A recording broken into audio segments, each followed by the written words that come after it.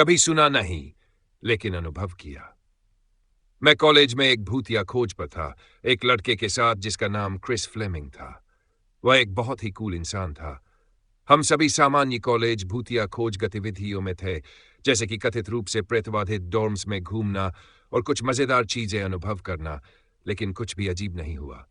जिस शहर में हम थे, वहां एक खास जगह थी जिसे घोस्ट ट्रेसल कहा जाता था।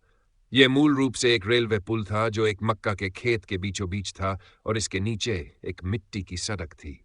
खैर, इस भूतिया खोज के दौरान, जो कि असल में घोस्ट एडवेंचर्स में फीचर हो चुका था, हमने उसे इस जगह के बारे में बताया। वह बहुत उत्साहित हुआ और बाकी कॉलेज भूतिया खोज को जल्दी से खत्म कर दिया। वह और उसकी सहायक और मेरे कुछ दोस्त क्रिस की सारी उपकरणों के साथ 2 कारों में इस घोस्ट ट्रेसल पर चले गए। जब हम वहां पहुंचे तो एक ट्रेन आ रही थी, इसलिए उसने कैमरे पर हमसे इस जगह की कहानी पूछी। काफी समय पहले एक खेत घर था, अब भी है, लेकिन फिर से बना हुआ है, और उसमें एक किसान, उसकी पत्नी और बेटा थे जो घर में लगी आग से बचने में सफल हो गए। साथ ही घोड़े के अस्तबल में भी आग लग गई थी। किसान घोड़े को बचाने के लिए अस्तबल में दौड़ा, जबकि पत्नी और बेटा ट्रेन को लहराने के लिए बाहर गए। कहानी का अंत इस प्रकार होता है कि किसान अस्तबल में आग में जलकर मर जाता है और पत्नी और बेटा जब ट्रेन को लहराने जा रहे थे, तब उन्हें ट्रेन ने कुचल दिया। आज भी अगर आप ट्रेन के ऊपर से गुजरते हुए पुल के नीचे अपनी कार पार्क करते हैं, तो ये एक अन्य आयामी दुनिया को खोलने का दावा करता है, जिससे आप संवाद कर सकते हैं।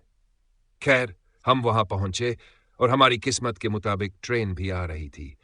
हम सभी घबराए और उत्साहित हुए, जबकि क्रिस फ्लेमिंग ने संपर्क करने की कोशिश की। हम सभी तस्वीरें खींच रहे थे और अजीब तकनीकी समस्याओं का अनुभव कर रहे थे। मेरी कैमरा, जो मेरी खुद की थी, बार-बार फ्लैश कर रही थी और कई तस्वीरें ले रही थी। यही चीज क्रिस फ्लेमिंग की सहायक की डिस्पोजेबल कैमरा के साथ भी हो रही थी। कुछ समय बाद हम सभी को कुछ अजीब चीजें दिखने लगीं, ज्यादातर हमारी आंखों के कोनों से। क्रिस ने संपर्क करने की कोशिश की, लेकिन जो भी आत्मा वहां थी, वह कुछ ज्यादा ही डरी हुई लग रही थी। क्रिस का मानना था कि वह आत्मा छोटे लड़के की थी। हम हर कुछ समय बाद एक आकृति को देख सकते थे जो ट्रैक के नीचे कंक्रीट की दीवार के पीछे से सिर निकाल कर देख रही थी। ऐसा लगता था जैसे वह छुपम छुपाई खेल रहा हो। मैं ईमानदारी से कह सकता हूं कि मैं जवान था और सोचता था कि यह सब झूठ है और कॉलेज के बच्चों का मजाक है। लेकिन उस रात, जब हमने एक असली पेशेवर के साथ वही अनुभव किया जो हम सबने किया, तो मुझे सब समझ में आ गया। इस घटना के 1 या 2 साल बाद मैंने पहली बार उस जगह पर फिर से जाने का फैसला किया, जब से वह रात हम क्रिस फ्लेमिंग के साथ गए थे। इस बार सिर्फ मैं और मेरी उस वक्त की गर्लफ्रेंड थे। मैंने पुल के नीचे कार पार्क की, कार की लाइट्स और इंजन बंद किया और चाबी निकाल ली। हम दोनों इस बारे में मजाक कर रहे थे कि हम अब इस सब के लिए बहुत बड़े हो गए हैं। और जब मैंने रियर व्यू मिरर में देखा, तो मैंने अपनी कार की पीछे वाली खिड़की से एक काले साए को तेजी से गुजरते हुए देखा। फिर कुछ आवाजें आईं, जैसे कोई मेरी कार की तरफ दौड़ रहा हो।